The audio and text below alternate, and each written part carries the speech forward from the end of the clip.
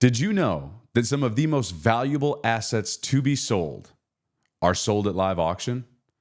It's March Madness, and the auction method of marketing is alive and well, and I wanted to deep dive into some really fun, interesting, and cool items that have sold at auction over the past few months. Let's get into it.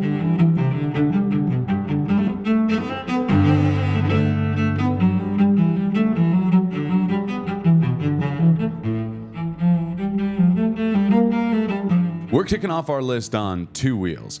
Mecum Auctions hosted their annual vintage and classic motorcycle sale in Las Vegas, Nevada. And amongst the amazing lineup of motorcycles that they had for sale, they had a very, very rare 1915 Cyclone Roadster. So the Cyclone Roadster is an extraordinarily rare machine, and the one that sold in Las Vegas was restored by the man who essentially wrote the book on early American motorcycles, Stephen Wright. Cyclone production lasted a short 3 years, and the name generates more excitement from enthusiasts than any other American motorcycle as one of the rarest and most technically sophisticated vehicles of its era.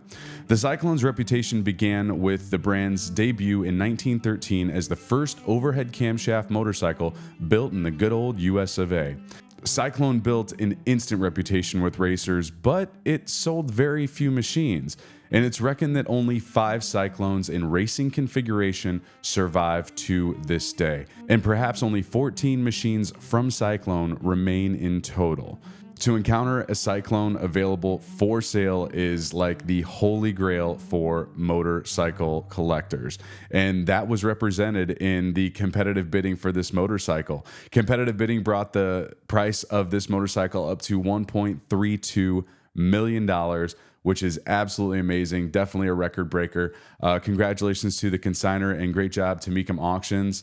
Absolutely amazing. Super cool. Item number 2 on our list. We're heading to the cinema. In a future far, far away, the year's 2049, Blade Runner.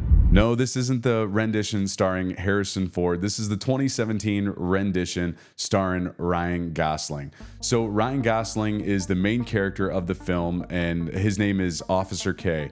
And Officer K works for the Los Angeles Police Department as a Blade Runner. And Blade Runners are tasked with going out and decommissioning these humanoid robots that have since fled their human masters. And he wears a super iconic wardrobe or costume in the movie, and Prop Store Auctions was actually able to get their hands on one of these costumes, and they were able to authenticate that by screen matching it to different scenes in the movie, that this was actually one that Ryan Gosling had worn in multiple scenes in the movie, and they put it up for sale. Competitive bidding drove the price of this costume up to $94,500 was the hammer price on it. And if you haven't seen the film, it's cinematically, it's shot really, really well. The acting is amazing. It's a really good film, so you should go check it out. And it's good to know that the movie memorabilia aspect of the auction industry is alive and well. Item number 3. If beauty is in the eye of the beholder, so is the value. Sotheby's hosted the Now and Contemporary Evening Auction back in November, and you might have heard of this next item that they sold if you watched the Super Bowl commercials this year. During this auction, they had a piece of artwork from an Italian artist, Maurizio Cattelan. I'm sorry if I butchered your name, brother. Created in a rendition of 3, it appears as a fresh banana affixated to a wall with duct tape. As a work of conceptual art, it consists of a certificate of authenticity with a detailed diagram and instruction for its proper display. The number 2 of the limited edition of 3 was sold to a cryptocurrency entrepreneur, and his name is Justin Sun. And it sold for, yes, a whopping $6.2 million in November. The crazy thing is soon afterwards, Justin went on stage and proceeded to eat the banana, comparing it to a crypto asset by saying the real value is in the concept itself. I'm sure that was kind of paying homage to the NFT or non-fungible token market that is very big in the cryptocurrency world. The real value is in the concept itself. There might be something to that. Lot number 4 on our list, we're going back in time. A long way back in time, actually. We're going back to 360 to 350 BC. So CNG Coins, they host coin auctions, and I found a really cool piece that they had up for sale not too long ago. And I'm probably going to butcher these names, but just bear with me. I found this coin really interesting. And they had a coin that is an Arcadia Fianos coin, and it is circa 360 to 350 BC. So as I was doing some research on these coins, apparently when they created them, this specific coin only had 3 dies for the obverse side and 7 dies for the reverse side. And on the obverse side, when they would go to strike the coin, normally those dies would break on the first strike. So they would have to recreate those dies to make another coin.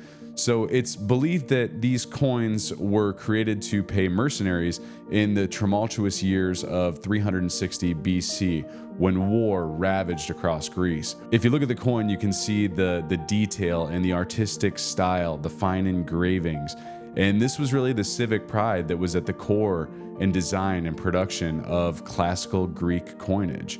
You can see on the left the head of Demeter, which is rendered in what they say is a particularly elegant style. On the reverse side, you see the figure of Hermes with the infant Archaeus. And this is reminiscent of the famous Hermes of Praxiteles. I probably said that wrong. But that was carved back in 343 BC in nearby Olympia. So this coin was estimated to be worth a value of about $300,000, but through competitive bidding, it drove well past that price, bringing a whopping hammer price of $400,000. And that just goes to show that the auction method of marketing and allowing bidders to come in and put their value on the rarity of these items and watch it drive well past what it was just estimated to be. The auction method of marketing, it's alive and well. So congratulations to CNG Auctions. It was a really cool coin. It was really fun to research it. And I look forward to checking out some more coins that you have in the future. The last and final item on our list, auction item number 5. Now this record hits a little bit closer to home. Each and every year, it is one of my favorite sales to go and be a part of, and that is the Boy Scouts of America cake sale. So every year they go based on a theme, and this year's theme was anything but cake. So these young gentlemen were tasked with making cakes that look like anything other than a sweet treat. And last year's record, we set it really high. The bar was really high. We sold a cake for $120. But this year, these gentlemen, each and every year, they work harder and harder on these cakes. And there was one individual, one young man who made a cake that looked like something you would get from Olive Garden.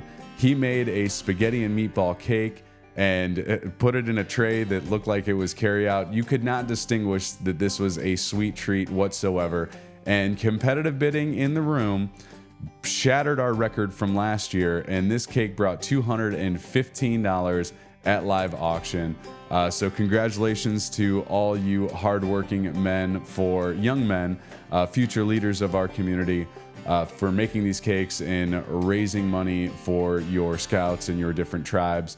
It's one of my favorite auctions to work each and every year, not work, be a part of, like have fun with. And I look forward to seeing all the creativity that you guys have next year. So the cake market's strong here in the Midwest. So this has been our March Madness recap on things that have been going on in the auction industry. Thanks for checking it out. I'll see you in the next practice video.